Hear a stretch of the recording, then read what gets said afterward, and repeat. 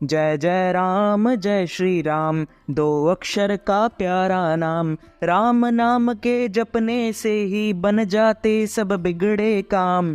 जय जय राम जय श्री राम, दो अक्षर का प्यारा नाम।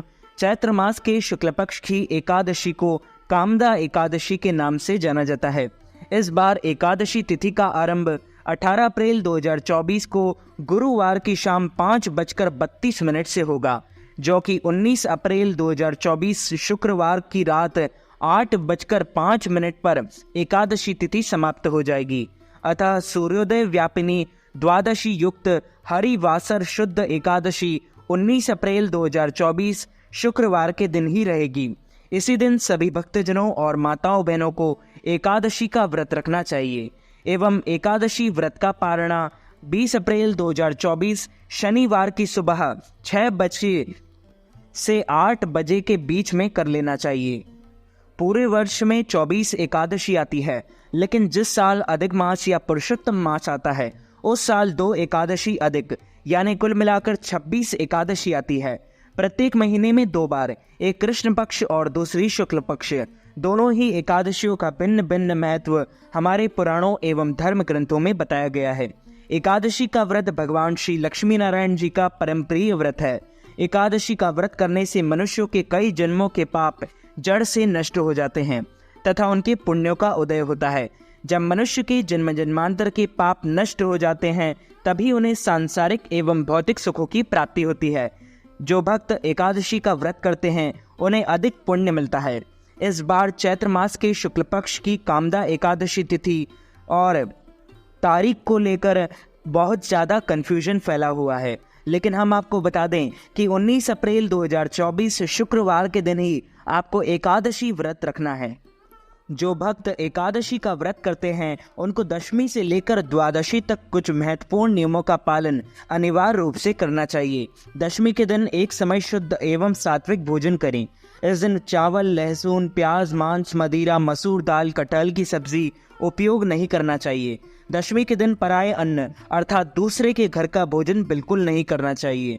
शहद नहीं खाना चाहिए। ब्रह्मचर्य व्रत का पालन करना चाहिए।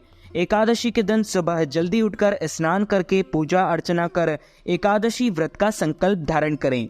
सूर्य भगवान को अर्घ्य दें, माता पिता को प्रणाम करें, तुलसी जी का पूजन एवं दर्शन करें, गौ माता का पूजन करें। इसी दिन अन्न नहीं खाना चाहिए, केवल फलाहार करें। सर्वोत्तम फलाहार गाय का दूध व फल होते हैं। झूठ ना बोले, क्रोध ना करें, लड़ाई झगड़ा एवं वाद विवाद बिल्कुल ना करें। ब्रह्मचर्य व्रत का पालन करना चाहिए। दाढ़ी कटिंग व शेविंग ना करें। किसी का भी आप अपमान या अनादर ना करें। दिन में ना सोए, रात्रि जागरण करें। पूजन पाठ करके ब्राह्मण के मुख से ही एकादशी व्रत कथा का श्रवण करें। कथा सुनने के बाद यथाशक्ति उन्हें दक्षिणा भी प्रदान करें एवं शुभ मुहूर्त में एकादशी के अगले दिन ही व्रत का पारणा करें। विष्णु पंचक के नियम अंतर्गत सभी वैष्णवों को पालन करना ही चाहिए। एकादशी 2 प्रकार की होती है, एक संपूर्णा और दूसरी विधवा। संपूर्णा जिस तिथि में केवल एकादशी ही तिथि होती है, अन्य किसी तिथि को उसमें मिश्रण नहीं होता, उसे संपूर्णा एकादशी कहते हैं। विधवा एकादशी पुनः 2 प्रकार की होती है, पूर्व विधवा और पर विधवा। पूर्व विधवा दशमी मिश्रित एकादशी को पूर्व विधवा एकादशी कहते हैं। यदि एकादशी के दिन अरुणोदय काल में सूरज निकलने से 1 घंटा 36 मिनट का समय यदि दशमी नाम मात्र अंश भी रह गया तो ऐसी एकादशी पूर्व विद्या दोष युक्त होने के कारण वर्जनीय होती है। एकादशी दैत्यों का बल बढ़ाने वाली है और पुण्यों का नाश करने वाली है। इसे पूर्व विधवा एकादशी कहा जाता है। द्वादशी मिश्रित एकादशी को पर विधवा एकादशी कहते हैं। द्वादशी मिश्रित एकादशी सर्वदा ही ग्रहण करने योग्य है, इसलिए भक्तों को पर विधवा एकादशी ही रखनी चाहिए। ऐसी एकादशी का पालन करने से भक्ति में वृद्धि होती है। दशमी मिश्रित एकादशी से तो पुण्य क्षीण होते हैं। एकादशी व्रत के विषय में पद्म पुराण में एक प्रसंग है कि जब भगवान वाराह और हिरण्याक्ष का युद्ध हो रहा था, तब भगवान नारायण के बार बार कोशिश करने पर भी जब हिरण्याक्ष नहीं मर रहा, तब भगवान ब्रह्मा जी ने भगवान नारायण से पूछा, हे प्रभु, यह असुर तो आपकी दृष्टि मात्र से मरना चाहिए, ऐसा क्यों हो रहा है कि आप इसे मार नहीं पा रहे हैं?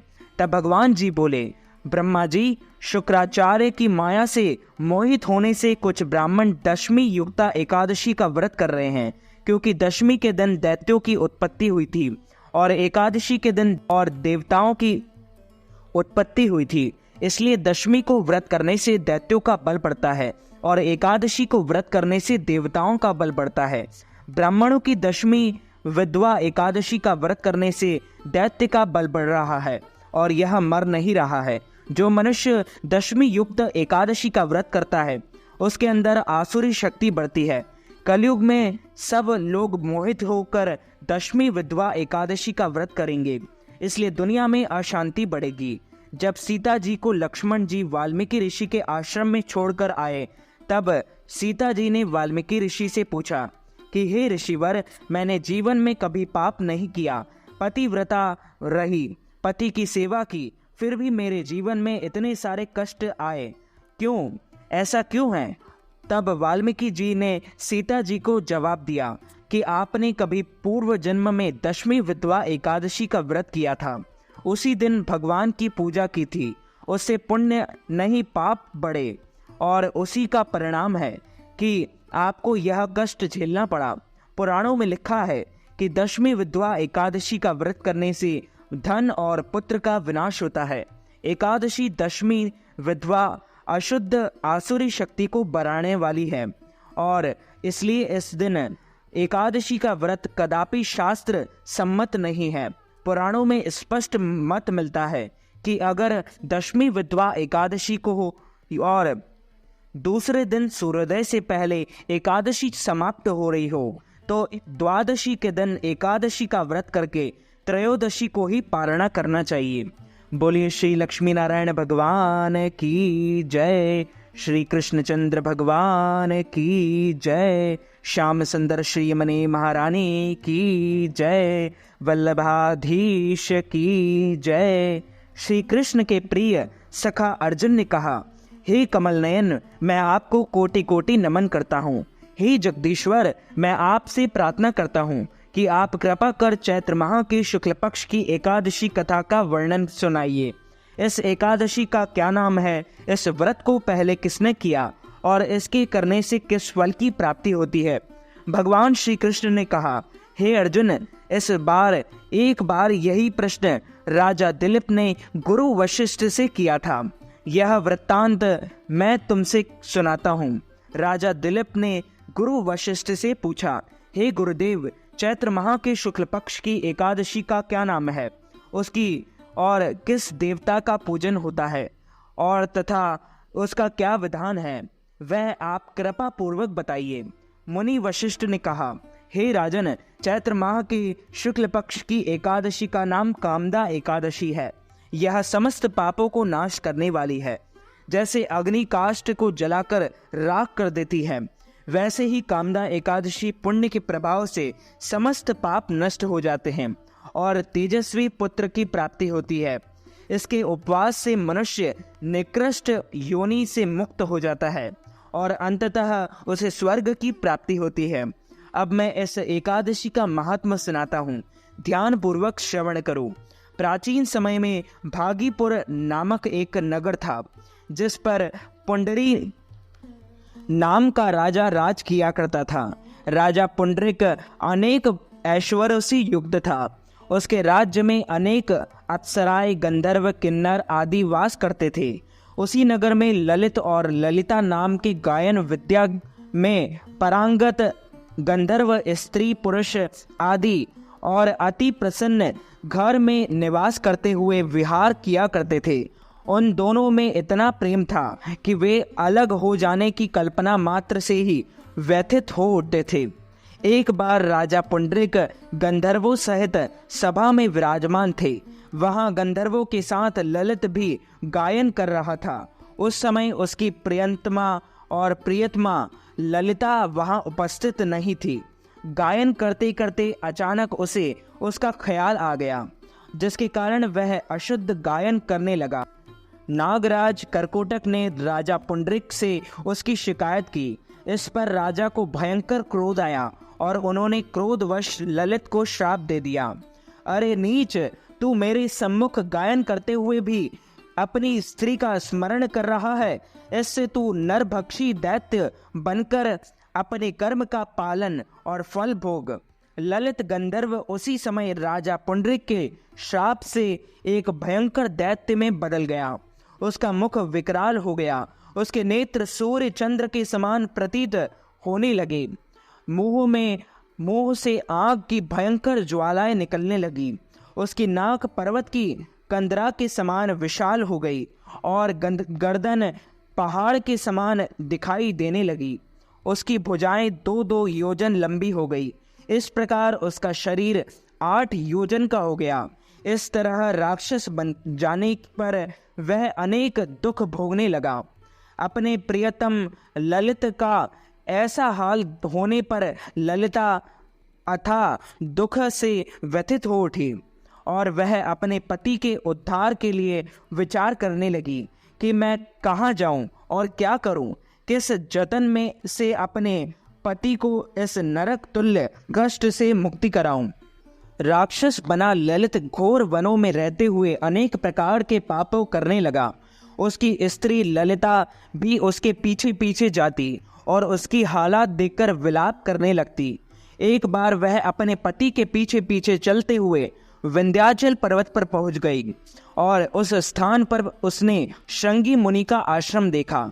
वह शीघ्रता से उस आश्रम में गई और मुनि के सामने पहुंचकर दंडवत प्रणाम कर विनीत भाव से प्रार्थना करने लगी। हे महर्षि, मैं वीरंध्वा नामक गंधर्व की पुत्री ललिता हूँ। मेरा पति राजा पुंडरीक के श्राप से एक भयंकर दैत्य बन गया है। उससे मुझे अपार दुख हो रहा है। अपने पति के कष्ट के कारण मैं बहुत दुखी हूँ।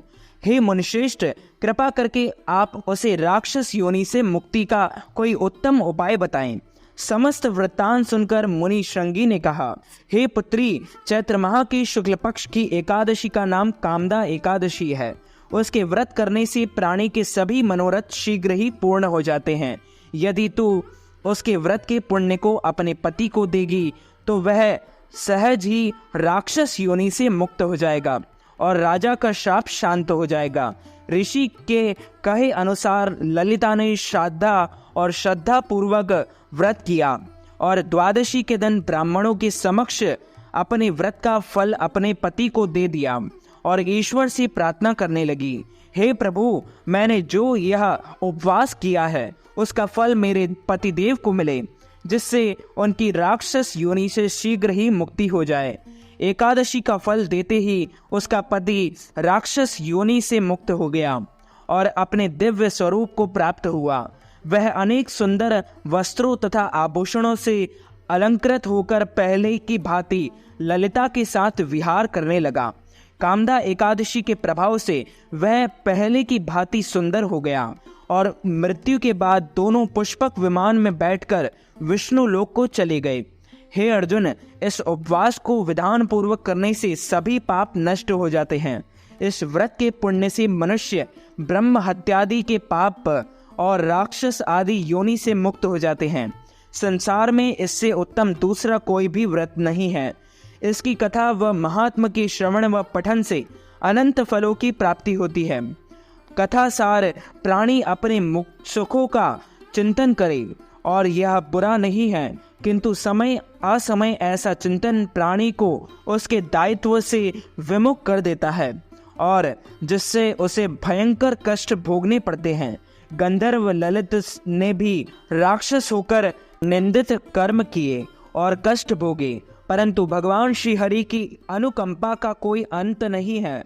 बोलिए श्री लक्ष्मी नारायण भगवान की जय, श्री वृंदावन बिहारी लाल की जय, श्री गिरिराज धरणे की जय, बालकृष्ण लाल की जय, श्याम सुंदर श्री यमुने महारानी की जय, जगत गुरु श्री वल्लभाधीश की जय, गोसाई जी परम दयाल की जय, श्री गुरुदेव की जय, लाडले लाल की जय, राधा रानी सरकार की जय।